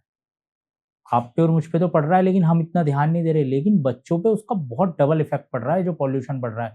कार्बन डाइऑक्साइड की जो वैल्यू बढ़ रही है, जितने एसी चल रहे हैं, ह्यूमिडिटी बढ़ रही है, फ्रिज हैं, और इतने ये बस कार इतने रोडों पे हैं, पॉल्यूशन जो बढ़ रहा है इसका अभी किसी को इफेक्ट नज़र नहीं आ रहा है, लेकिन ये धीरे धीरे बच्चों को बीमार कर रहा है। बच्चों को बहुत जल्दी चेस्ट के इन्फेक्शन, आपको पता है इंडिया की लाइफ स्पैन रह गई है 66 ईयर, जस्ट बिकॉज ऑफ ये oxygen, just for oxygen, for pollution. Pollution pollution, हमारा खान पान इतना खराब हो गया, 66 ईयर रह गई है। और जापान की 84 है, कितनी ज़्यादा है। ओके, अमेरिका की 72 है, इंडिया से फिर भी बेटर है। 78 है, हाँ 78 या 76 है। और इंडोनेशिया की है 74, चाइना की है 76, इंडिया की 66 रह गई है लाइफ स्पैन जो है। उसके पीछे यही कारण है, हमारा एनवायरनमेंट शो, क्योंकि आप और मैं बीमारी हुई उसकी मेडिसिन के बारे में सोच रहे हैं, लेकिन जो हमारी नेचुरल चीज़ें हैं ना, हम उनको इतनी तेज़ी से डिप्लीट कर रहे हैं, जिससे हमारे आने वाली जनरेशन, पहले तो बच्चे ही हैं, उन बच्चों पे इतना इफेक्ट पड़ रहा है। जितने भी आपने मुझसे आज सवाल पूछे हैं ना, इन सब का पॉल्यूशन से, हमारे इकोसिस्टम से, सब चीज़ों से इसका रिलेशन है। इस चीज़ पे कोई ध्यान नहीं दे रहा है, ना इस चीज़ की कोई मेडिसिन है। इससे हमारे बच्चों पे बहुत इफेक्ट आ रहा है, हमारी आने वाली जनरेशन पे बहुत इफेक्ट आ रहा है, हम पे भी आ रहा है। आप और मैं तो जैसे मैसे एडजस्ट कर रहे हैं जी, बच्चा कैसे एडजस्ट करेगा। एक स्टडी हुई थी 1931 में, उसके ऊपर नोबेल प्राइज भी मिला है, ओरिन हेनरी करके है एक, 1931 में नोबेल प्राइज मिला था। वो ऑक्सीजन थेरेपी है। उसमें यही पाया गया था कि अगर मान लीजिए आपको कैंसर भी हो गया है ना, जैसी कोई बड़ी किसी को घातक बीमारी है, किसी बड़े को भी, एडल्ट को भी, अगर आप उसमें ऑक्सीजन की मात्रा बढ़ा दोगे ना, तो उसका कैंसर ठीक हो सकता है, ठीक हो जाता है, कम हो सकता है। तो ऑक्सीजन इतनी ज़्यादा ज़रूरी है हमारी बॉडी के लिए। अगर आपको भरपूर ऑक्सीजन मिल रही है तो आपकी आधी चीज़ें तो वैसे ही ठीक हो जाएंगी, बच्चों की आधी बीमारियां ठीक हो जाएंगी। आपने भी देखा होगा पहले जो हमारे घर होते थे, कमरे होते थे, उनमें बड़े बड़े रोशनदान, जी, करेक्ट, खिड़कियाँ, जी, गेट। आजकल तो कल्चर चल गया है कि आप अंदर हो, गेट लॉक। 12x15 का कोई अगर हमारा कमरा है, हम उसमें मम्मी पापा सो रहे हैं और बच्चा है, 2-2.5 घंटे में वहां पे CO2 का लेवल बढ़ गया है, बढ़ जाता है, हम उसी में सांस ले रहे हैं। तो हम तो बहुत ज़्यादा डिजीज़ की तरफ जा रहे हैं ना अपने। और ये जो चीज़ आपने अभी बताई, इससे एक और मेरे माइंड में क्वेश्चन आ रहा है। The reason is what happen, होता क्या है कि जो बच्चे हैं यंग एज के, मैं 7 साल, 8 साल, 9 साल, ये लोग, इनका स्क्रीन टाइम बढ़ गया, अभी हमने बात करी थी, राइट? बहुत ज़्यादा फ़ोन चलाने लग गए हैं। तो इनका जो, कह लो कि जो खेलने वाला कल्चर है वो बिल्कुल ही खत्म हो गया है। जो एक फिज़िकल एक्टिविटीज़ इनकी होनी चाहिए। अगर ये लोग खेलते रहेंगे, ऑक्सीजन लेवल भी तो बढ़ा रहेगा, बाहर जा रहे हैं, निकल रहे हैं, सांस ले रहे हैं, सांस फूल रही है, थक रहे हैं, पसीने आ रहे हैं, ये चीजें भी तो बॉडी को इम्प्रूव करती हैं, राइट? लेकिन ये वाला कल्चर बिल्कुल खत्म हो गया है। खत्म हो गया है। ये चीज कैसे ठीक करी जा सकती है? मैं जो अभी आपको बता रहा था, उनका नाम है ऑटो हेनरिच, आप नेट पे सर्च करिएगा। 1931 में नोबेल प्राइज मिला था, जिसमें ये बताया गया था कि ऑक्सीजन हमारी डिजीज को कन्वर्ट भी, ठीक भी कर देता है। ऑक्सीजन इतना जरूरी है, ना आप ध्यान दे रहे हैं, ना मैं, ना कोई भी ध्यान नहीं दे रहा। आप ऑक्सीजन के बारे में कौन सोच रहा है? कोई नहीं सोच रहा। कोई नहीं सोचता, फ्री में मिल रही है हमें, इसलिए हमें उसकी कोई वैल्यू कदर नहीं है। जी, पानी के बारे में कोई नहीं सोच रहा। पानी आप देख लीजिए, अब बोतलों में पैक होके मिल रहा है। खाना हमारा सारा बना बनाया आ रहा है, पैकेट फूड आ गया है। जी, तो ये जितनी तेज़ी से हमारे अंदर मॉडर्नाइजेशन आ रही है ना, ये हमारी जनरेशन को बहुत तेज़ी से चेंज कर रही है। हमारी लाइफ स्पैन, हमारी डिजीज़, हमारी बीमारियाँ, हमारे सवाल, हमारे जवाब सब बढ़ा रही है। सब चीज़ों का कॉम्बिनेशन है इस चीज़ से। हमारी नेचर जो है हमारा ऐसा है, वो आपको खुद, सब चीज़ आपके नेचर में ही है। जो हमारी आयुर्वेद है वो टोटल नेचर बेस है। तो जैसे कि अभी अब आप बता रहे हो ऑक्सीजन लेवल बहुत मैटर करता है। स्टार्टिंग में हमने न्यू बॉर्न बेबीज की बात करी थी। तो अगर मदर भी ध्यान नहीं दे अगर ऑक्सीजन लेवल पर, तो वो भी बच्चे की ग्रोथ पे इम्पैक्ट डालेगी चीज। हाँ, अगर माँ प्रेग्नेंट है, बच्चा है जी, मदर के गर्भ, तो ऑक्सीजन लेवल अगर कम है मदर का, बेसिकली जो आपने मुझसे सवाल पूछा था हीमोग्लोबिन एनीमिया वाला, राइट, तो हमारा हीमोग्लोबिन ही ऑक्सीजन को ले जाता है हमारी बॉडी में। जो ओके, ट्रैवल हो रही है ना ऑक्सीजन, जी, वो हमारे ब्लड के हीमोग्लोबिन कंपोनेंट से, आरबीसी जो ये सेल्स, ब्लड के जो कंपोनेंट्स हैं, इन्हीं से हमारी बॉडी में जा रहा है ऑक्सीजन। जब गॉट वो इट, हीमोग्लोबिन ही कम होगा तो वो ऑक्सीजन ही नहीं जाएगा। और मान लीजिए हीमोग्लोबिन पूरा भी है, ऑक्सीजन आपकी पीछे से पूरी नहीं जी। आएगी, तो फिर प्रॉब्लम होगी। बिल्कुल बच्चे पे इफ़ेक्ट पड़ता है उसका। गॉट बच्चे इट, को गॉट इट। आपको जो है कुछ कोई डिज़ीज़ भी हो सकती है उसको। तो आजकल क्या हो रहा है कि कहते हैं ना कि बच्चों को जितना रोएँगे बच्चे तो उनकी आवाज़ खुलेगी, उनके लंग्स उतने ज़्यादा स्ट्रॉन्ग होंगे, तो ये भी रियलिटी है? ये सच है? नहीं, ऐसा कुछ नहीं है कि बच्चा ज़्यादा रो रहा है तो उसके लंग्स खुलेंगे। क्राई इम्पोर्टेंट है, जब बच्चा पैदा होता है, तुरंत क्राई होना चाहिए। उससे क्या होता है बॉडी में ऑक्सीजन जाती है, ब्रेन तक ऑक्सीजन पहुँचती है, जितना रोता है। पर ये सही नहीं है कि बच्चा जितना रो रहा है कुछ वुमेन्स या लेडीज़ ये सोचती हैं कि जितना बच्चा रो रहा है उतना लंग्स उसके अच्छे बन रहे हैं, रोने दो बच्चे को थोड़ी देर। ऐसा नहीं है, ये बहुत बड़ा मिथ है, ऐसा कुछ नहीं होता है। और आजकल क्या होता है कि हम हमारे घर-घर में सबके बच्चे होते हैं डेफ़िनेटली तो हम उनके आस-पास ना परफ्यूम यूज़ करते हैं, डिओड्रेंट यूज़ करते हैं और डेफ़िनेटली वो लोग थोड़े इरिटेट हो जाते हैं, ऐसा मैंने ऑब्ज़र्व करा है। तो उनके आस-पास ये सब चीज़ें लगानी चाहिए क्योंकि उनके ऑक्सीजन देखिए, लेवल में अगर बच्चा आपका नियोनेट है और ख़ास तौर से इन्फेंट है, जी, को बिल्कुल नहीं लगाना उसके आस-पास। ओके, वो उसको इन्हेल करता है, पार्टिकल्स होते हैं जो नोज़ में जाते हैं। वो उसको कफ, कोल्ड, कंजेशन, यहाँ तक कि ब्रोंकोलाइटिस हमारे जो लंग्स हैं उनकी डिज़ीज़ भी कर सकता है। और वो इन्हेल कर लेते हैं, छोटे बच्चे अंदर चला जाता है क्योंकि दिखते नहीं हैं, वो जी, बहुत छोटे पार्टिकल्स होते हैं। आपने कभी देखा हो बड़ों मतलब हमें भी कभी-कभी ज़्यादा स्मेल आ जाए तो बहुत अजीब-सा लग जाता है। Right, right. हाँ, लेकिन मैं देख रहा हूँ आजकल बहुत यूज़ हो रहा है परफ्यूम का घर में और ये बच्चे अगर आपके आस-पास हैं, घर में हैं, तो प्लीज़ अवॉइड करिए, जितना हो सके। बच्चों गॉट के इट। पास ना जाइए। सिगरेट स्मोकिंग, ये भी बहुत खतरनाक होता है, बच्चा आपका घर में है, आप सिगरेट पी रहे हैं, कोई भी सिगरेट तो वैसे ही किसी के लिए ठीक नहीं है। ठीक नहीं होता, लेकिन बच्चे के तो आप तो बच्चे को दे रहे हैं ना, जो धुआँ दे रहे हैं उसमें स्मॉल पार्टिकल्स हैं, बच्चे के जा रहे हैं, वो तो बता नहीं सकता। आप दूसरी जगह आपके पास पी रहा है तो आप उठ के कहीं और चले जाएँगे। तो ये इससे बहुत और घर में जो हम डस्टिंग करते हैं, झाड़ू लगा रहे हैं, डस्टिंग कर रहे हैं, उससे भी बच्चों के रेस्पिरेटरी ट्रैक्ट इन्फेक्शन होने के बहुत चांसेस रहते हैं। यहाँ तक कि अस्थमा का एक बहुत बड़ा रीज़न है ये, ट्रिगर फैक्टर है।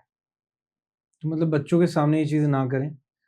अगर दूसरे कमरे में हैं, आप अपना बच्चा लिटा दीजिए, आपको यहाँ डस्टिंग करनी है, करिए ठीक प्रॉपर, है। जब क्लीनिंग हो जाए पूरी, उसके बाद में सब ठीक हो जाए, आप अपने बच्चे को उस कमरे में लाइए। तो वो वहाँ लेटा हुआ है, दूसरी तरफ आप झाड़ू लगा रही है, झाड़ू तो वाला सर पोछा एक बात लगा बताइए जैसे लोग बच्चे खेलने जाते हैं बाहर, तभी तो डस्ट धूल वगैरह जाता ही है शरीर के अंदर। देखिए अब क्या है, पहले तो इतना पॉल्यूशन नहीं था, अब तो इतना हो गया है कि हम बच्चों को मास्क लगा के भेज देते हैं, हुँ, आपने हुँ। देखा होगा, मास्क आ गए हैं। लेकिन आजकल उससे ज़्यादा जो ज़रूरी है, जो चीज़ हम इन्हेल कर रहे हैं, वो है बच्चों का खेलना-कूदना, उनका प्ले टाइम। वो मेंटली भी उनको कोई फुटबॉल खेल रहा है, कोई क्रिकेट, पहले आप देखे होंगे खेलते होंगे, आपने भी खेला होगा। अब आप बिल्कुल, देखो गलियाँ आपको खाली मिलेंगी, वो वक़्त बदल गया। बिल्कुल। पार्कों में आप देखो आपको सन्नाटा मिलेगा, आपको ओल्ड एज ज़्यादा मिलेंगे, बच्चे नहीं मिलेंगे आपको पार्कों में। पहले हम पार्क ढूँढते थे। सर सोसाइटी के बच्चे नहीं मिलेंगे लेकिन जो गाँव टाइप के बच्चे हैं वो मिलेंगे वहाँ पे। गाँव टाइप में भी थोड़ी जगह है तो लोग बाग खेलते हैं वहाँ पे, बच्चे खेलते हैं। लेकिन हम तो जहाँ रह रहे हैं वहाँ जो हमारी सोसाइटी कल्चर है, बच्चे अब बिल्कुल बाहर नहीं जाते हैं, जो कि एक बहुत बड़ा फैक्टर है और ये गलत भी है बहुत ज़्यादा। आजकल की मैं रिक्वेस्ट करूँगा पेरेंट्स से कि अपने बच्चे को अच्छा बनाएँ, उसको सिखाएँ मानवता क्या है, दयालु बनाएँ। आजकल बहुत एग्रेसिवनेस हो रहा है, बच्चे बहुत ज़िद्दपन हो गई है, एटीट्यूड बहुत है। किसी की भी सुन नहीं सकते हैं, उन बच्चों में पेशेंस लाएँ, भगवान से भी जोड़ें, सब चीज़ से अगर आप जोड़ के चलोगे तो वो कंप्लीट ह्यूमन है, उसका जब ही डेवलपमेंट माना जाता है। Got it. ये बहुत ही बहुत ज़रूरी पॉइंट है हमारे लिए, क्योंकि आगे आने वाला जो समय है, देखो बीमारी होनी है, डेथ होनी है, वो सब तो तय है, उसे कोई नहीं रोक सकता। जी, डॉक्टर भी उसे नहीं रोक सकता, राइट। डॉक्टर क्या है बस मौत को टालता रहता है, मेरा काम है मैं आपके पास मौत आ रही है मैं उसे टाल रहा हूँ, समझ रहे हो आप? बिल्कुल सही। लेकिन आपकी सब कुछ तय है पहले से। तो जो होना है वो तो होना ही है। तो आप बिल्कुल फ्रीली अपने बच्चे को और खुद भी हेल्दी रहिए, फिट रहिए, अच्छा बनाइए अपने आप को। किसी की मदद आप करने लायक हैं, मदद करिए। बच्चे को सिखाएँ ईमानदारी क्या होती है, दयालुता क्या होती है, मानवता क्या होती है, किसकी कैसे हेल्प करनी चाहिए। ये सब चीज़ें जो हम भूलते जा रहे हैं ना, ये सब चीज़ें हमारी बैकग्राउंड है, ये बेस है। इन सब चीज़ों पे कोई टॉक नहीं कर रहा है। कोई ध्यान नहीं दे रहा है। सब चीजें दौड़ भाग लगे हुए हैं, मोबाइलों में, खाने में, पीने में, पैसा कमाने में, सब बिजी हैं। Agree sir, totally agree. And definitely ये चीज जो आपने एंड में ही समझाई ये बहुत ही ज्यादा जरूरी है फॉर बहुत ज्यादा एवरी जरूरी है। पेरेंट्स, क्योंकि parenting he at the end matter करती है कि कैसे आप अपने बच्चे की परवरिश कर रहे हैं, और तभी वही चीजें बचपन से लेके आज तक बच्चा वैसा ही रहता है जैसा आपने उसे सिखाया है। हाँ जी, बताइए। आपने देखा है, आपने जितने भी हमारे ग्रंथ हैं, जी कुरान है, बाइबल है, गीता है, रामायण है, और सामवेद है, ऋग्वेद है, आयुर्वेद है, जितने भी हमारे वेद हैं, ग्रंथ हैं, शास्त्र है, सब में जो है बताया गया है कि आप भगवान के देन हो। भगवान ने लिखा हुआ है गीता में कि आप मेरी छवि हो। जी तो आप अपने आप को कमजोर ना समझें, आपके अंदर भगवान ने सारी चीज दी हुई है। बीमारी से भी लड़ने की क्षमता, बीमार ना होने की भी क्षमता, सब कुछ आपके अंदर है। आप एक बात बताइए, आपका ये हार्ट है कितनी जी। बार धड़कता है एक मिनट में? 62 64 72। सॉरी 72 एग्जैक्ट हाँ, नंबर। 70 75 80 इतना नॉर्मल है, बाकी 72 ज्यादा बुक्स नहीं में होना हमारा चाहिए। जो हमने पढ़ा है हाँ। अपना MBBS में, वो ये 72। आप जानते हैं जितनी भी हमारी आर्टरीज हैं, वेन है, कितने लीटर ब्लड होता है बॉडी में? नो आइडिया, मेरे को नहीं पता इसके बारे में। Basically 5 litre. ठीक है 5 लीटर ब्लड होता है। कोई ज़्यादा लंबा है तो उसमें 5.5 लीटर होगा, जी। कोई ज़्यादा छोटा है उसमें थोड़ा बहुत कम होगा, 5 लीटर के आसपास होता है। ठीक है 1 मिनट में आपका हार्ट धड़क रहा है, तो वो 1 मिनट में कितना हार्ट पंप कर रहा है? आप ही 70 बताइए। ml around. Got it. ठीक है 70 ml वो पंप अराउंड करता है। और हमारी अगर आप सारी आर्टरीज, वेन्स, वेसल्स सबको बाहर निकाल लें और जोड़ दें ना, जी। 1 लाख किलोमीटर लंबी बैठेंगी। ओके पृथ्वी के एक चक्कर से भी ज्यादा, अर्थ के एक चक्कर से भी ज्यादा। तो आप ये सोचिए, 5 मिनट में जो आपके हार्ट ने ब्लड पंप करा, वो 5 मिनट में वापस आ रहा है हार्ट में। कोई इंजीनियर, कोई साइंटिस्ट, कोई भी कितना ही बुद्धिमान व्यक्ति ऐसा मोटर नहीं बना सकता कि 5 मिनट में दुनिया का चक्कर काट के आ जाए। भगवान ने ऐसा सिस्टम दिया है, ये भगवान की मैन्युफैक्चरिंग है। बिल्कुल सही। We have to respect our body. इसीलिए भगवान ने कहा आप मेरी छवि हो, आप अपने आप को ठीक रखो, अपनी चीज़ों को ठीक रखो, अपने बिहेवियर को ठीक रखो, अपने बॉडी को फिट रखो, सब कुछ आप ही हो। आप ठीक, सब ठीक, आप खराब, सब खराब। बेसिकली अपने आप पर इन्वेस्ट करो। आप अपनी अच्छा बॉडी खाओ, खराब अच्छा कर रहे पियो। हो, आप अपना समय खराब कर रहे हो, सब आपका लॉस हो रहा है। भगवान ने आपको अपने जैसा बना के भेजा है। बहुत, मैंने तो आपको एक एग्जांपल दिया, बहुत सारी हमारी बॉडी की आप मशीनरी लेंगे, मैंने तो सब पढ़ा है। मैं आपको खुद बता रहा हूँ, मुझे जो मेडिकल फील्ड में होने के बावजूद, पढ़ने के बावजूद ये महसूस होता है। मैंने गीता भी पढ़ी है, कुरान भी पढ़ी है, बाइबल भी पढ़ी है, गुरु ग्रंथ साहिब भी पढ़ा है मैंने, तो मैं एक ही निचोड़ पे पहुंचा हूँ।